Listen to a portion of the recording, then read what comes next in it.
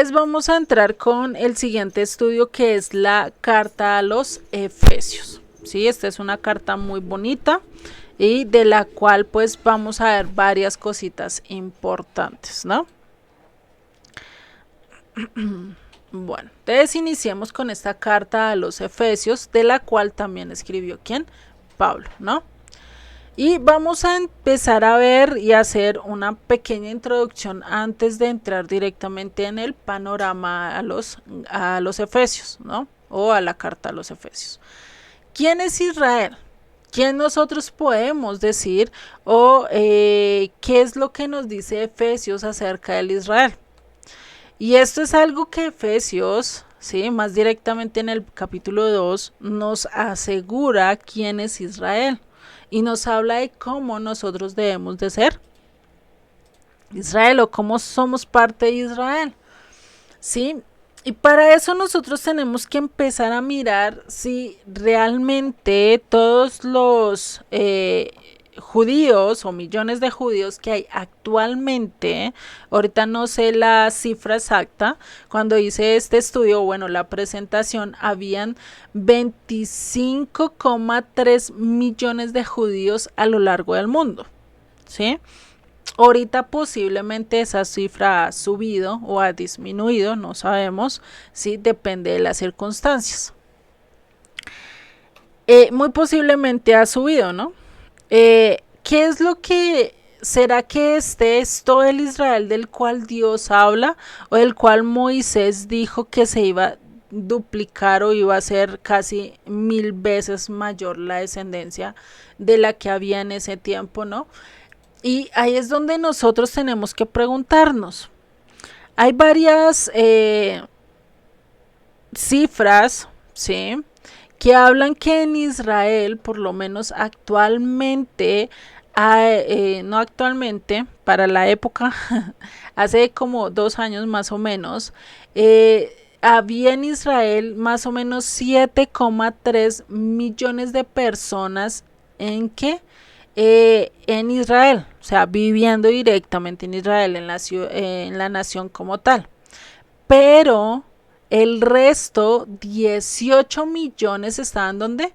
En la diáspora. ¿Qué quiere decir? Viviendo como extranjeros. Preferían estar en el extranjero, preferían vivir en ciudades como Alemania, como España, como Colombia, México, Estados Unidos, X país, ¿sí? En vez de vivir directamente en su nación, ¿sí? Y incluso, o incluyendo ahí también en esta cifra, estaban incluyendo a aquellos que son elegibles a la ciudadanía, es decir, que tienen y que pueden demostrar que vienen de padres o abuelos judíos, es decir, que tienen descendencia judía. Con ellos, a ellos sí le pueden dar fácilmente, ¿qué? La ciudadanía, pueden retornar a su tierra si lo quieren hacer, ¿no? Claro está. Pero imagínate que en las profecías nos habla, ¿sí?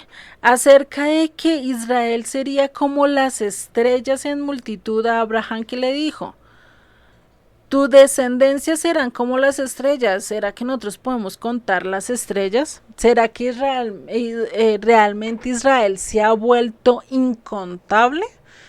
No, ahorita hasta el momento todavía tenemos cifras y todavía lo podemos seguir contando, ¿cierto?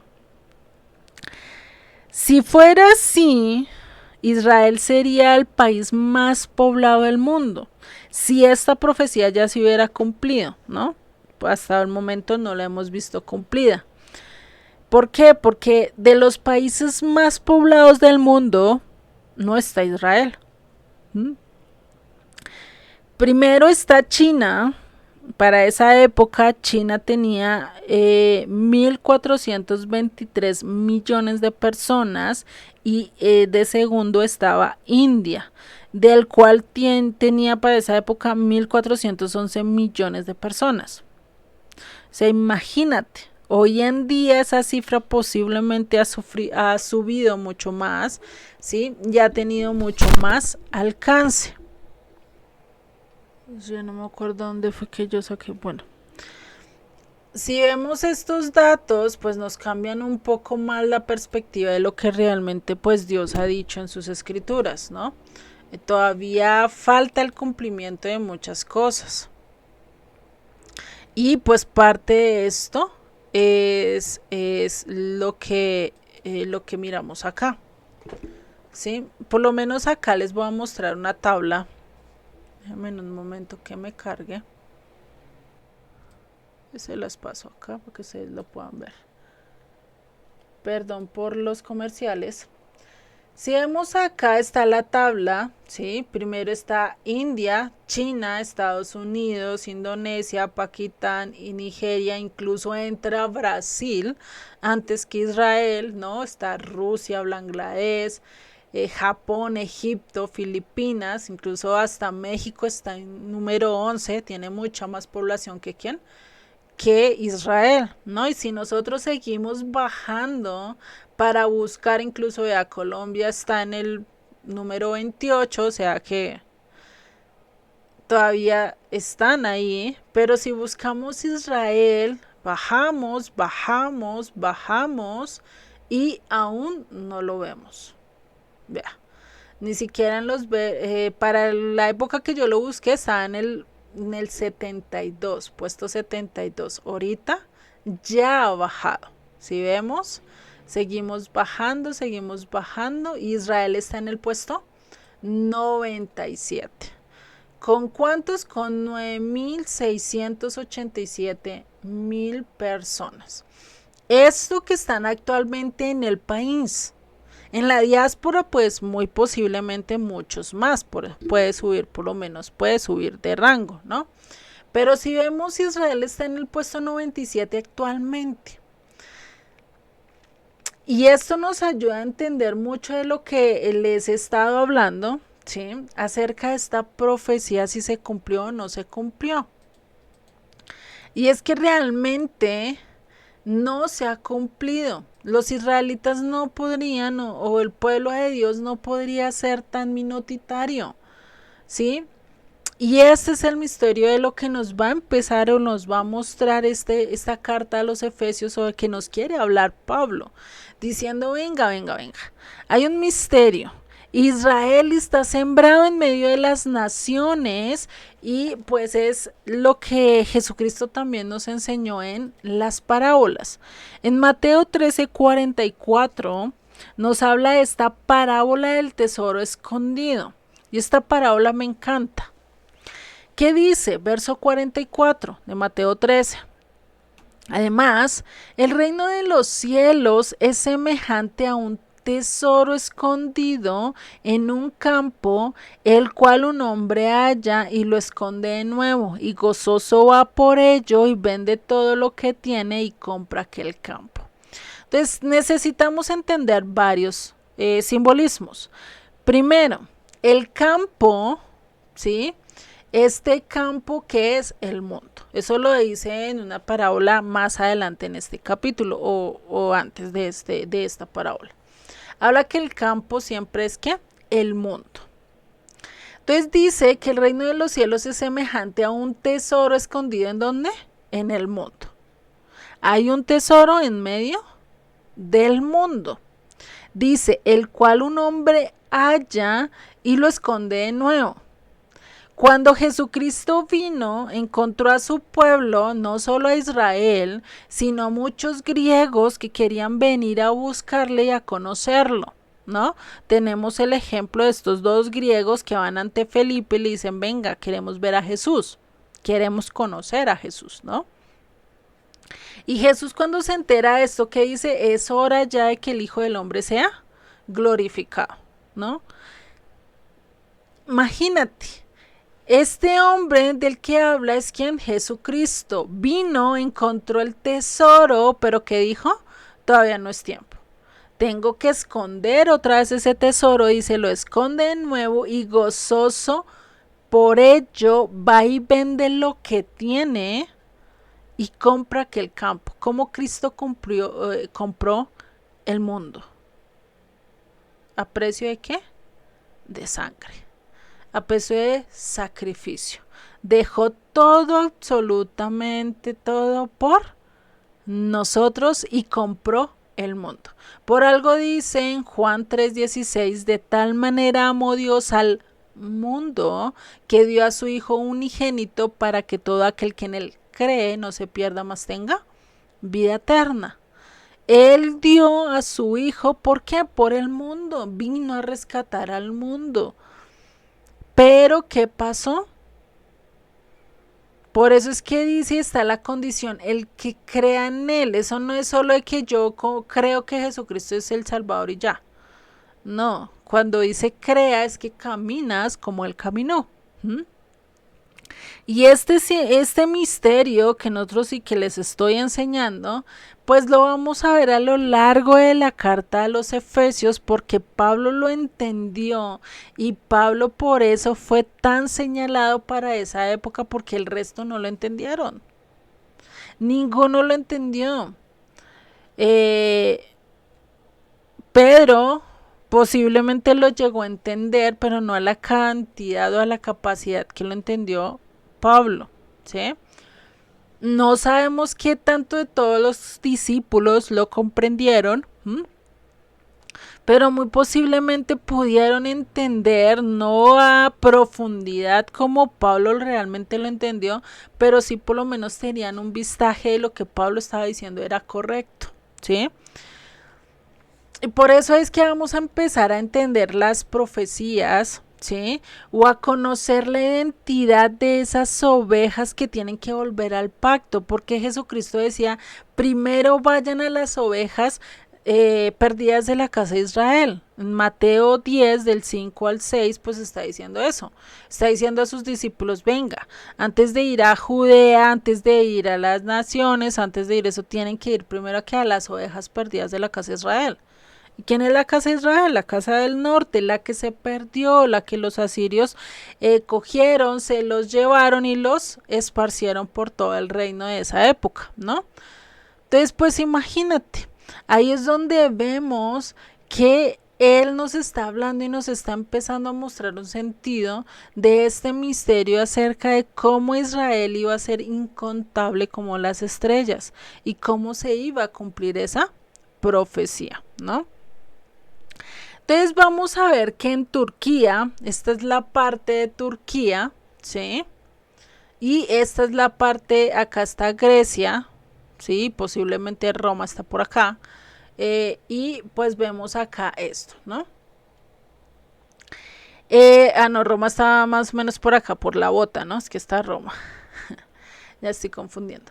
Entonces vemos acá Turquía y Éfeso queda acá, ¿no? Acá queda Éfeso. Estábamos viendo que Corintio queda más o menos para este lado, ¿sí? En este lado de acá. Y acá queda Éfeso. Éfeso queda acá en esta puntica, muy cerca al mar. Bueno, si vemos ahí un poquito de historia acerca de lo que fue Éfeso, qué ciudades o cómo estaba conformada la ciudad, sus diferentes calles y todo esto que pues lo rodea. Es muy importante conocer también esto, pues ¿por qué? Porque nos podemos ver que es un sitio que realmente existió, hay ruinas actuales de ello, y no solo eso, sino que está a nivel histórico. Podemos seguir la trayectoria, qué pasó con este pueblo y entender un poquito más acerca del contexto que hay, no solo a nivel histórico, sino también a nivel bíblico, cómo se conecta, ¿no? Entonces vemos que muchas de las ovejas perdidas de la casa de Israel están donde? En Éfeso, ¿sí? Que cómo llegaron a Éfeso, pues por estar huyendo de esa persecución que hubo, que hubo, ¿no? Y que muy posiblemente parte de la casa de Judá también llegó allí a Éfeso, debido a muchas persecuciones, debido a muchas cosas que pasaron a lo largo del camino. Eso es algo que lo vemos, ¿no? Muchos, y también por la conquista de Siria, muy posiblemente unos porque querían salir de su país, igual que hoy en día, ¿no? Hoy en día no nos gusta estar en nuestro país y pues lo que hacemos es salir a trabajar a otros países, ¿no? Y eso también pasaba para esa época. Muy posiblemente la gente también quería cambiar de lugar y quería cambiar de pues, de vivencia o algo así, ¿no? Entonces, esto es algo que se da, ¿no? Y en la mayoría de las doctrinas, ¿sí? Nos hablan acerca de estos rudimentos de los que habla Pablo, y no son rudimentos salidos de contexto, son rudimentos que el Señor colocó, ¿sí? Y hay doctrinas a lo largo de la historia en iglesias tanto católicas, cristianas, ¿sí? En sus diferentes denominaciones se han levantado doctrinas que pareciera que la iglesia o realmente el culto está basado en cuatro paredes cuando realmente no es así, ¿sí? Está el ir y hacer, discípulos, el salte del sistema, salte de lo que conoces y busca la dirección directa de Dios, ¿no? Y pues eso fue lo que Cristo hizo. Cristo que pasó por Egipto, pero no se quedó allí. La cultura tampoco se le quedó arraigada, a pesar de que estuvo viviendo tiempo en Egipto, ¿sí?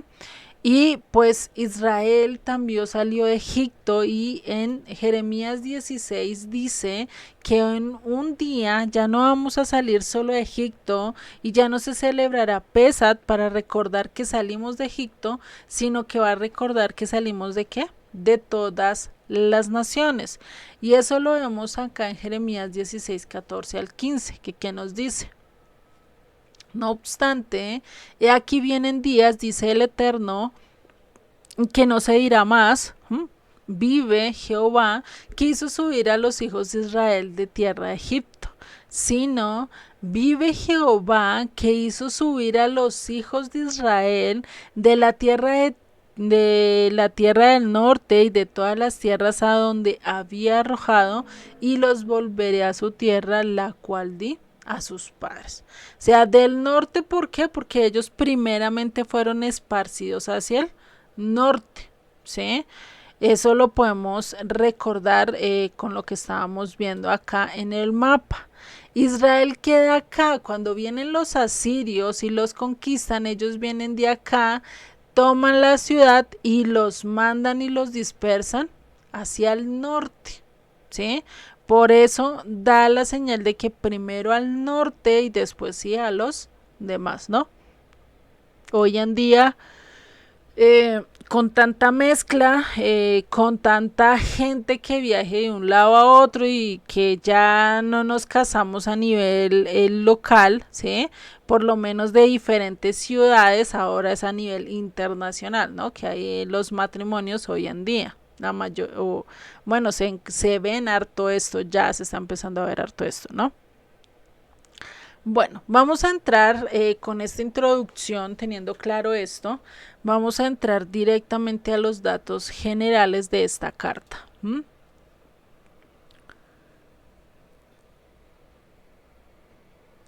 ¿Quién la escribió? La escribió el apóstol Pablo, ¿sí?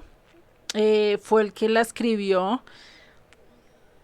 ¿De qué se trata? Acá es donde Pablo habla del misterio de las dos casas, ¿sí? Casa del norte, casa del sur, hablando del misterio que también la casa del norte pues está sembrada en medio de las naciones y que un día volveremos. ¿Dónde lo escribe? En la prisión de Roma. O sea, él escribe esta carta estando preso. ¿Cuándo? Se cree que entre el 60 al 64 después de Cristo. Recordemos que no hay fechas exactas, porque pues imagínate cuánto tiempo fue y no se han encontrado evidencias realmente de qué época en la exactitud se escribió. Por eso se tiene como un tiempo estimado. ¿Por qué se escribió o para qué se escribió? Para mostrar la herencia recuperada a las ovejas perdidas de la casa de Israel. ¿Cuál herencia? Pues la tierra que nos pertenece, ¿sí?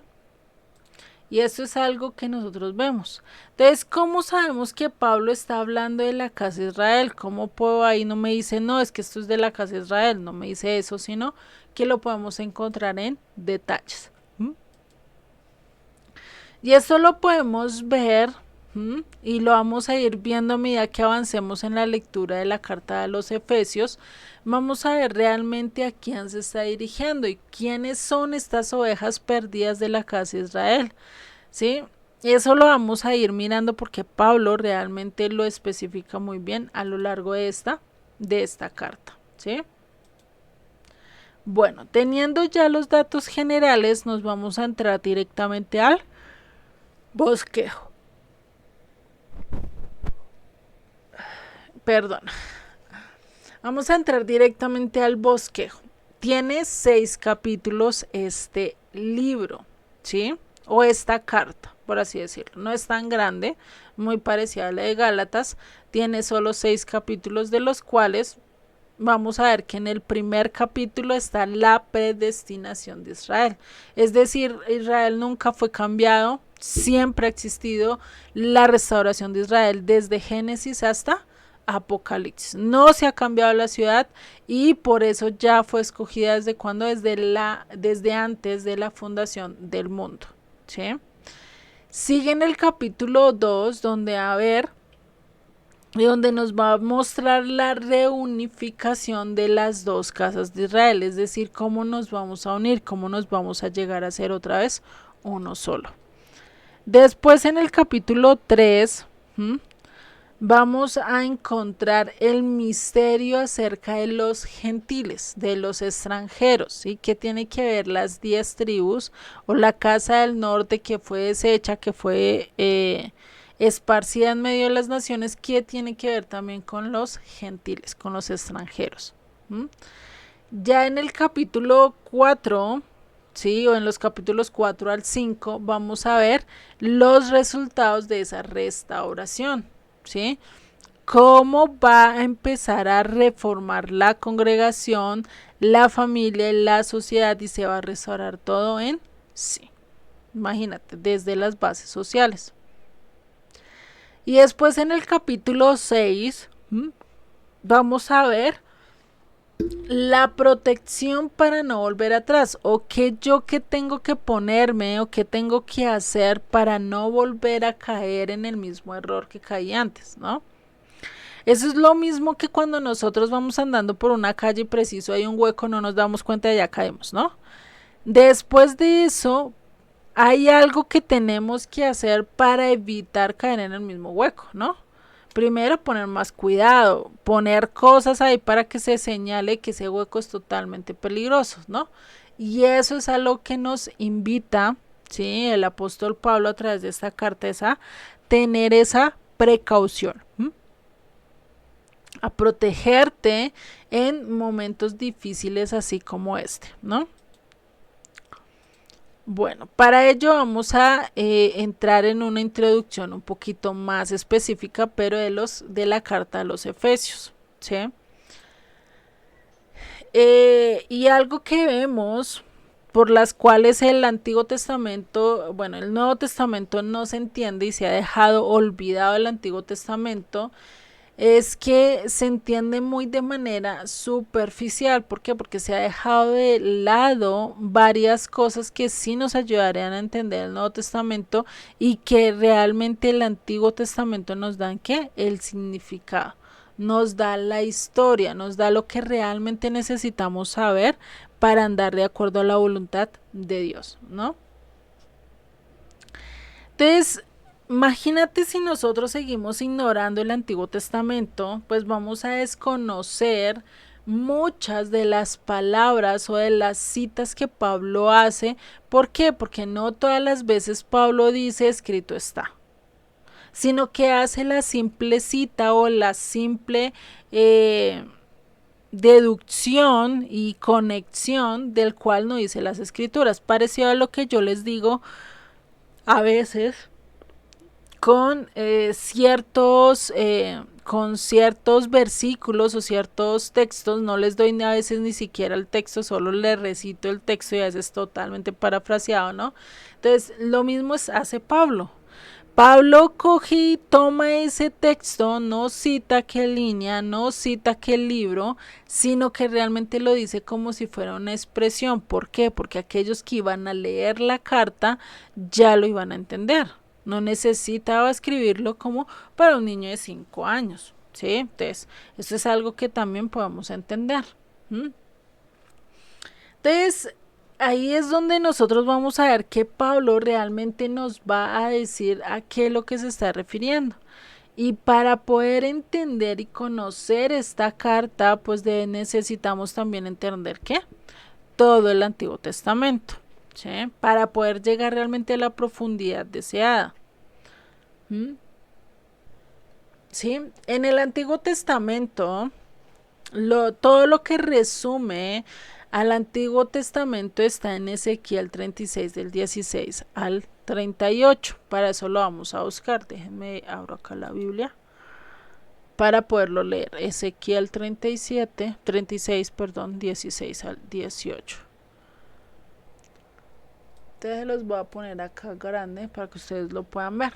En el verso 16, ¿qué nos dice? Vino a mi palabra de Jehová diciendo: Hijo de hombre, mientras la casa de Israel moraba en su tierra, la contaminó con sus caminos y con sus obras. Como inmundicia de menstruosa fue su camino delante de mí. Recordemos que cuando habla de inmundicia menstruosa está hablando de lo que nos llega a nosotros las mujeres, ¿sí? Lo que nosotros conocemos como la menstruación, o bueno, dependiendo de cada país como le digan. ¿Por qué la tiene como indigna? Como algo que no es bueno, ¿sí? Como contaminada con esa inmundicia. ¿Por qué? Porque a lo largo de la Torá, una mujer que estuviera en tiempo de menstruación no podía ir al templo. ¿Por qué? Porque no estaba pura, estaba sucia con la sangre que estaba brotando de ella o está saliendo de ella, ¿sí?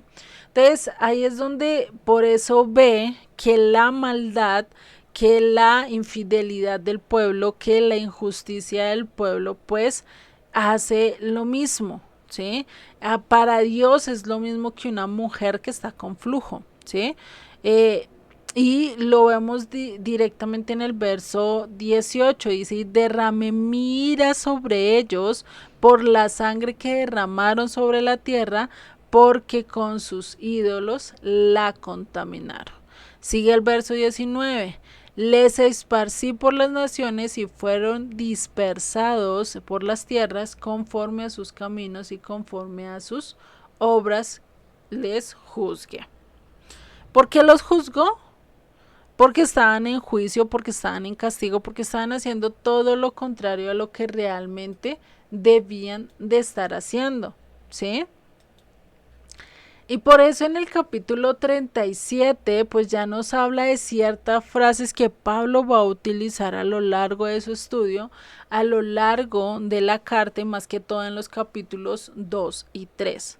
¿Sí? Si no entendemos estos cartas, estos textos, ¿cómo vamos a entender realmente lo que Pablo quiere decir? ¿No? Por eso necesitamos entender qué era lo que estaba en mente del apóstol Pablo, qué era lo que él estaba pensando o escribiendo o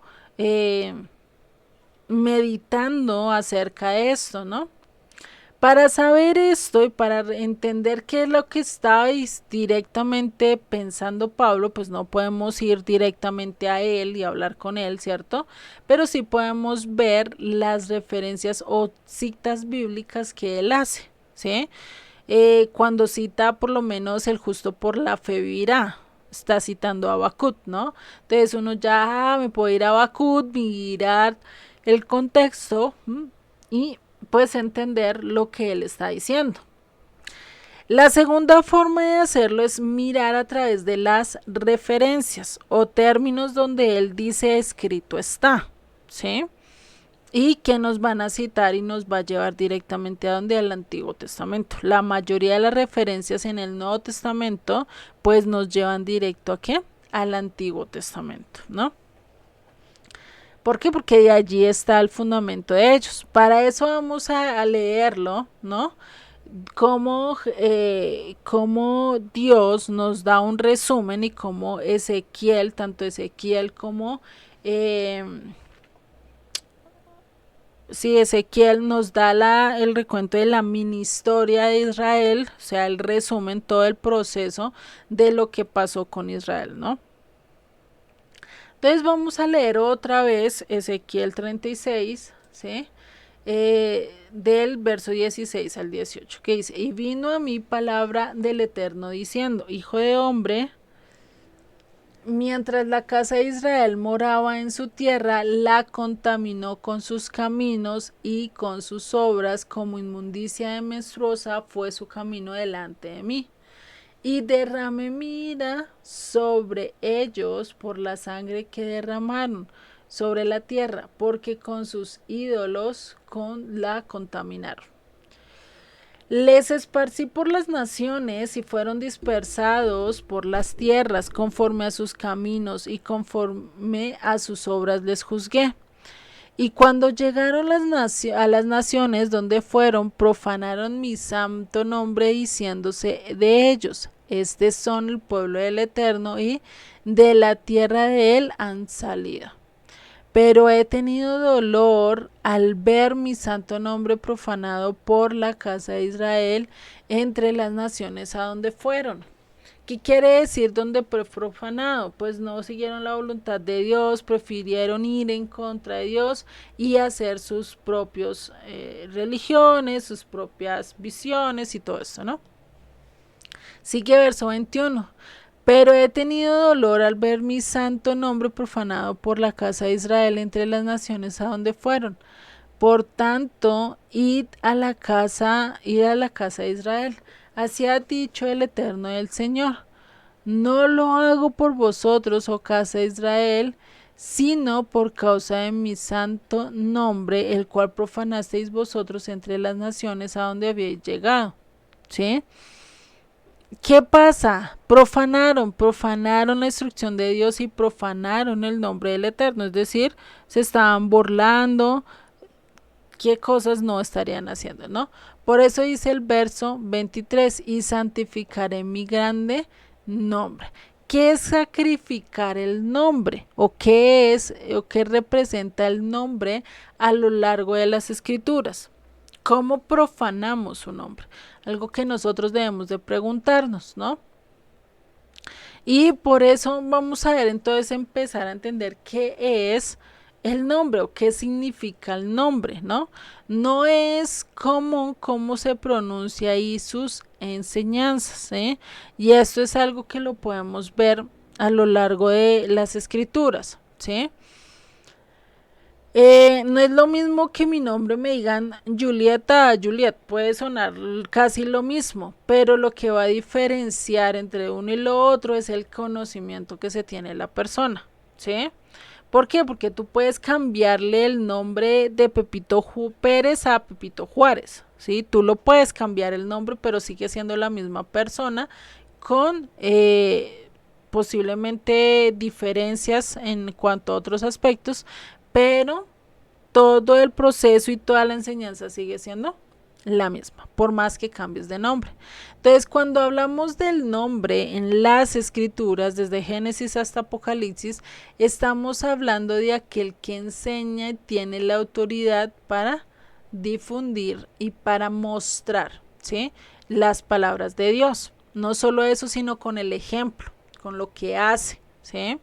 Por eso a Yeshua varias veces le preguntaron en nombre de quién vienes, a quién representas, ¿sí? O quién fue el que te enseñó todo lo que sabes. Y Jesucristo no les dijo, venga, no, del rabino tal, no de este maestro tal, no.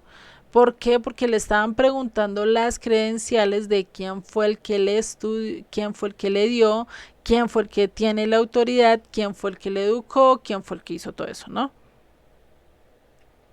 Entonces por eso Yeshua responde y dice, yo vengo en nombre del Padre, pero no cualquier Padre, el Padre Celestial, ¿sí?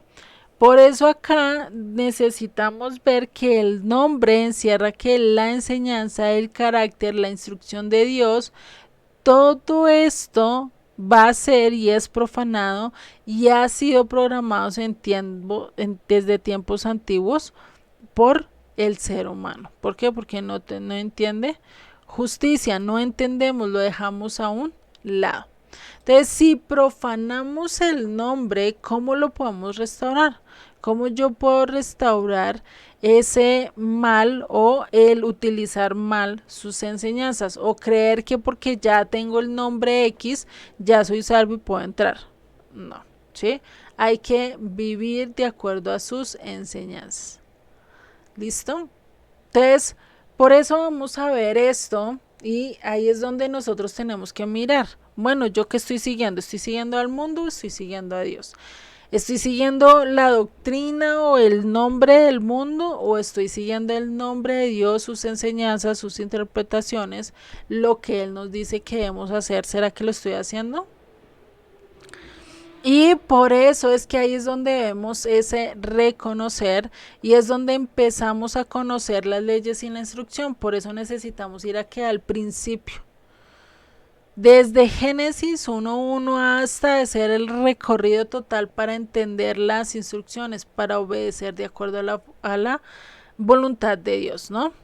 Y sigue en el verso 27. Y pondré dentro de vosotros mi espíritu, perdón, es del 24, no me he dado cuenta que todavía faltaba otro. Entonces dice, y yo estaré, y yo os tomaré de las naciones, y os recogeré de todas las tierras, y os traeré a vuestro país. Esta es una promesa que tenemos, y que hasta hoy en día sigue siendo promesa. Sigue el verso 25. Esparciré sobre vosotros agua limpia, la Torá, y seréis limpiados de todas vuestras inmundicias, y de todos vuestros ídolos os limpiaré. ¿Qué hace primero? Nos lava, nos limpia, nos quita todo aquello que está mal en nuestras vidas. ¿Y eso lo hace a través de qué? A través del agua limpia, que es la Torá, la instrucción, ¿sí? Y sigue diciendo verso 26, y os daré corazón nuevo y pondré espíritu nuevo entre vosotros, y quitará de vuestra carne el corazón de piedra, y os dará un corazón de carne. Y pondré entre vosotros mi espíritu, y haré que andéis en mis estatutos y guardéis mis pecados, y guardéis mis preceptos, que pena con ustedes. Y pondré dentro de vosotros mi espíritu, y haré que andéis en mis estatutos y guardéis mis preceptos y los pongáis, ¿por qué? Por obra. Este verso 27 es el resultado, ¿sí?, de todo, de tener esa limpieza y de estar realmente caminando de acuerdo al nombre del Mesías, de acuerdo al nombre de Dios, ¿sí? ¿Por qué? Porque cuando nosotros empezamos a andar de acuerdo a la instrucción, de acuerdo a la Torá, empezamos a vivir de acuerdo también a sus preceptos, de acuerdo a sus mandamientos. Y vamos a ponerlos, ¿por qué? Por obra. Ya no soy un discípulo de papel o de apariencia, sino ya soy un discípulo totalmente íntegro. Y eso hace que ya no haya retorno, que yo quiera permanecer en la instrucción de Dios. Y sigue el verso 28. Habitaréis en la tierra que di a vuestros padres, y vosotros me seréis por pueblo, y yo seré a vosotros por Dios. Y os guardaré de todas vuestras inmundicias, y llamaré al trigo, y lo multiplicaré, y os daré de comer. Multiplicaré asimismo el fruto de los árboles y el fruto de los campos, para que nunca más recibáis oprobio del hambre entre las naciones. Perdón. Y os acordaréis de vuestros malos caminos y de vuestras obras que no fueron buenos, y os avergonzaréis, o sea, aborreceréis, ¿sí?, de vosotros mismos por vuestras iniquidades y por vuestras abominaciones. Es decir, vamos a odiar realmente lo que antes hicimos en contra de Dios, sin importar lo que hayas hecho, mentir, robar, ultrajar, ¿sí?, sin importar lo que hayas hecho, te vas a sentir mal y te vas a avergonzar delante de Dios, y ahí es donde vas a estar plenamente a su disposición, ¿sí? Sigue verso 32, y no hago por vosotros, dice el Señor, sabedlo bien, avergonzados y cubridos de confusión por vuestras iniquidades, casa de Israel. ¿Cuál casa? La del norte, ¿no?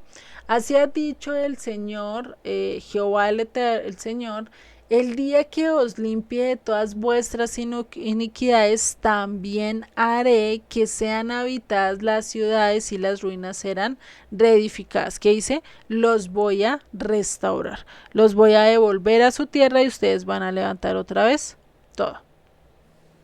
Sigue diciendo verso 34. Y la tierra asolada será en lugar de haber permanecido asolada a ojos de todos los que pasaron. Y dirán, esta tierra era asolada, ha venido a ser como un huerto de Edén, y estas ciudades que eran desiertas y asoladas y arruinadas están fortificadas y habitadas. Y las naciones que queden en vuestros alrededores sabrán que yo reedificaré lo que yo he derribado y planté lo que estaba desolado. Yo el Eterno he hablado y lo haré. Así ha dicho el Señor, Jehová el Señor. Aún seré solicitado por la casa de Israel para hacerles esto. Multiplicaré los hombres como se multiplican los rebaños, como las ovejas consagradas, como las ovejas de Jerusalén en sus fiestas solemnes. Así las ciudades desiertas serán llenas de rebaños de hombres y sabrán que yo soy el Eterno. Y así debe ser nuestra oración, el multiplicarnos, el crecer, el que todo el mundo conozca y quiera conocer la instrucción de Dios, ¿sí? Caminar de acuerdo a la instrucción que Dios está dando, ¿sí? Por eso ahí es donde nosotros tenemos que ver esto, ¿sí? El cumplimiento, lo que realmente Dios está queriendo decir a través de su escritura, ¿sí? Es algo súper importante el seguir este cumplimiento. Ahora vamos a ver en Ezequiel 37, 1 al 28 que dice, la mano del Eterno vino sobre mí y me llevó en el espíritu de Jehová y me puso en medio de un valle que estaba lleno de huesos y me hizo pasar cerca de ellos por todo alrededor y he aquí que eran muchísimos sobre la faz del campo por cuanto del campo y por ciertos secos y por desiertos secos en gran manera. Y me dijo, hijo de hombre, ¿vivirán estos huesos? Y dije, Señor eterno, tú lo sabes. Si vemos, esto es indispensable para entender lo que Dios nos está diciendo, ¿sí? Y es que acá Dios empieza a mostrarle a Ezequiel, lo lleva a un campo, y cuando hablamos del campo hablamos del mundo, donde hay miles de personas, donde realmente su espíritu está muerto, ¿sí? Donde no encuentran salida, donde su único distraje es lo que el mundo le vende, ¿no? Pero ni aún allí encuentran salida o paz. Por eso les pregunta a Dios y le pregunta a Ezequiel, hijo de hombre, ¿será que estos hombres podrán vivir? Y pues como siempre lo podemos decir, solo tú lo sabes. O sea, yo sé que puedes hacerlo, pero no sé si está en tu voluntad. Verso 4. Me dijo entonces, profetiza sobre estos huesos y diles, huesos secos, oíd palabra del Eterno, así ha dicho Jehová el Señor a estos huesos, he aquí, yo hago entrar espíritu en vosotros y viviréis, y pondré tendones sobre vosotros y haré subir sobre vosotros carne y os cubriré de y os cubriré de piel y pondré en vosotros espíritus y viviréis y sabréis que yo soy el Eterno. ¿Qué va a hacer después de que encuentre estos huesos, sí? Que son que la casa de Israel, ya lo vamos a ver más adelante. ¿Qué va a hacer? Va a soplar sobre estos huesos secos y van a empezar a tener funcionabilidad, ¿sí? No es lo mismo yo coger y tener solo el lápiz, solo esta parte suelta del lápiz, sin tener mina, sin poder escribir. No es lo mismo, no me va a servir, ¿cierto? Pero cuando yo le coloco la mina del color que yo lo necesito, pues me va a ser funcional. Sí, me va a servir. Lo mismo hace Dios con nosotros. Estábamos muertos, estábamos fuera del entendimiento, ciegos, sordos, mudos, sin nada, ¿sí? Y pues, ¿qué hace Dios? Dice, no, ahora los voy a restaurar. Y hace que empiece a restaurar desde lo más mínimo hasta lo más grande. Ya tiene los huesos, entonces ahora va a empezar a colocar de venas, tendones, la sangre, todo lo que necesitan para que funcione, ¿no? Lo mismo que yo hago por lo menos cuando quiero hacer una libreta. No es lo mismo tener un poconón de hojas sueltas, pero no está unida. ¿De qué sirve? ¿Cierto? Se me pueden salir, cualquier momento se me caen y se esparraman todas, ¿cierto? No es lo mismo cuando tengo un libro, se puede caer y el libro permanece completo. Al momento de yo empezar a unir cada una de las partes, las hojas, la parte trasera y unir todo este aspecto, pues se hace un libro, ¿cierto? Lo mismo está haciendo Dios, está a coger y restaurarnos de adentro hacia afuera, ¿sí? Y por eso sigue diciendo, verso 7.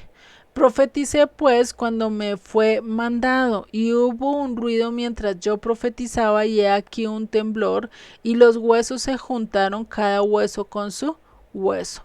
Y miré, y he aquí tendones sobre ellos, y carne subió, y la piel cubrió por encima de ellos, pero no había en ellos espíritu. Esto es muy parecido a lo que pasó en Génesis. Si nosotros revisamos en Génesis 2 y 3, cuando nos habla acerca de la creación del ser humano, dice que lo hizo en barro. Muy parecido acá. Acá ya dice que le puso tendones y todo lo que necesitaba, ¿sí? Pero lo principal fue que es la misma, ¿sí?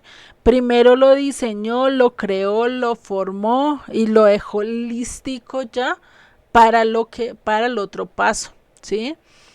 Por eso sigue diciendo, y me dijo, profetiza el Espíritu, profetiza, hijo de hombre, y di al Espíritu, así ha dicho el Eterno el Señor, Espíritu, ven de los cuatro vientos y sopla sobre estos muertos y vivirán.